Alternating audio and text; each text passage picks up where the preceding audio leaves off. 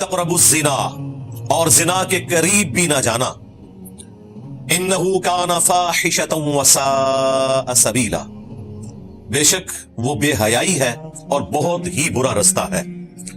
देखें, जिना का जब जिक्र आया तो ये नहीं कहा कि जिना ना करना, बल्कि कहा उसके करीब भी ना जाना, यानी हर वो रास्ता जो आपको बुराई की तरफ लेकर जा सकता है, जो शैतानी रास्ता है, खुतवात शैतान जिसे कहा गया, उनसे भी आपने बचना है।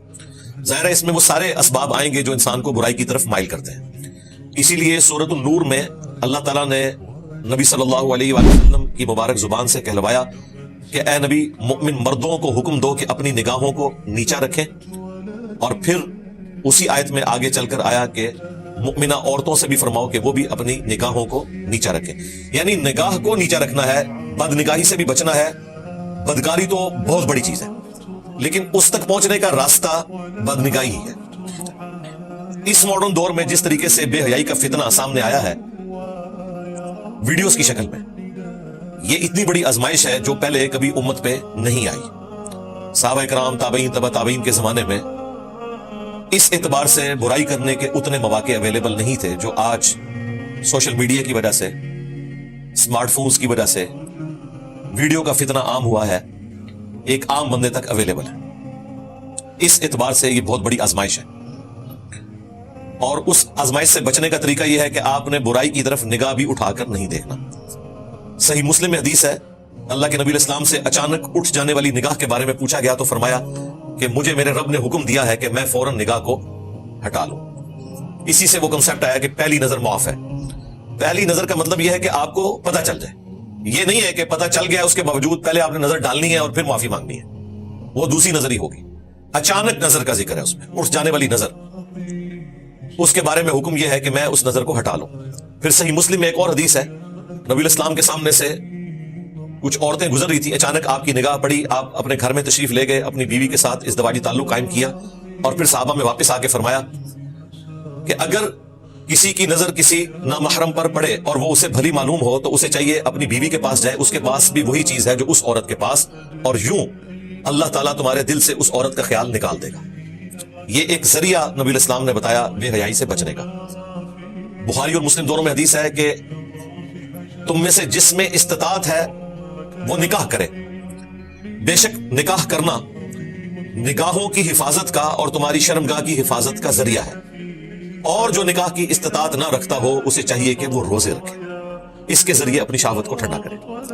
यानी निगाह का जिक्र हर जगह मौजूद है, बेसिकली ये वो रास्ता है। यहां पर भी जो आया जिना के करीब भी ना जाना, तो हर वो रास्ता आपने छोड़ना है जो आपको बुराई की तरफ ले जाता है। बुखारी मुस्लिम दोनों में हदीस है, अल्लाह के महबूब सल्लल्लाहु अलैहि वसल्लम ने फरमाया कि आंखें भी जिना करती हैं, हाथ भी जिना करते हैं, पांव भी जिना करते हैं, जुबान भी जिना करती है। एक एक उज़्व का जिक्र किया, और फिर एंड पे फरमाया शर्मगाह उसकी तस्दीक कर देती है।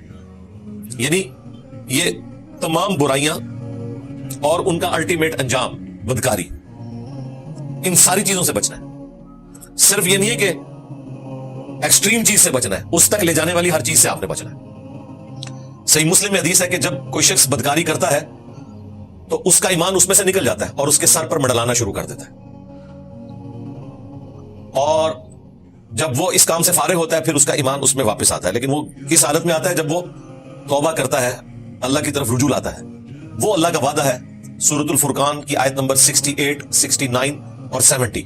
इन तीन आयात में अल्लाह ताला ने तीन सबसे बड़े गुनाह गिनवाए। नंबर 1 शिर्क, नंबर 2 कत्ल नाहक, शिर्क हुकूकुल्लाह में सबसे बड़ा गुनाह, कत्ल नाहक हुकूकुल इबाद में सबसे बड़ा गुनाह, और तीसरे नंबर पे बदकारी का जिक्र किया और कहा कि जो इन तीन गुनाहों से भी तौबा कर ले, ना सिर्फ हम उसे माफ कर देंगे बल्कि उसके गुनाहों को भी नेकियों से बदल देंगे।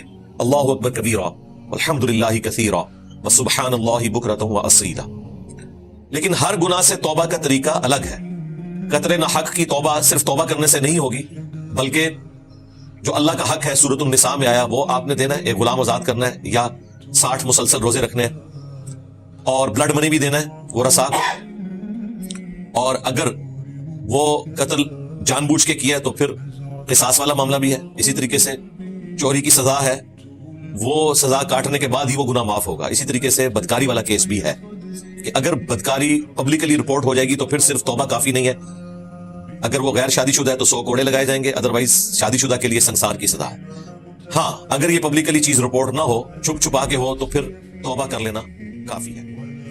بدکاری کرنے والی عورت اور بدکاری کرنے والا مرد جب ان کی بدکاری ثابت ہو جائے تو دونوں میں سے ہر ایک کو 100 درے مارو۔ اور اگر تم اللہ اور روز آخر پر ایمان رکھتے ہو تو اللہ کے قانون کو نافذ کرنے میں تمہیں ان پر ہرگز ترس نہ آئے، اور چاہیے کہ ان کی سزا کے وقت مسلمانوں کی ایک جماعت بھی موجود ہو۔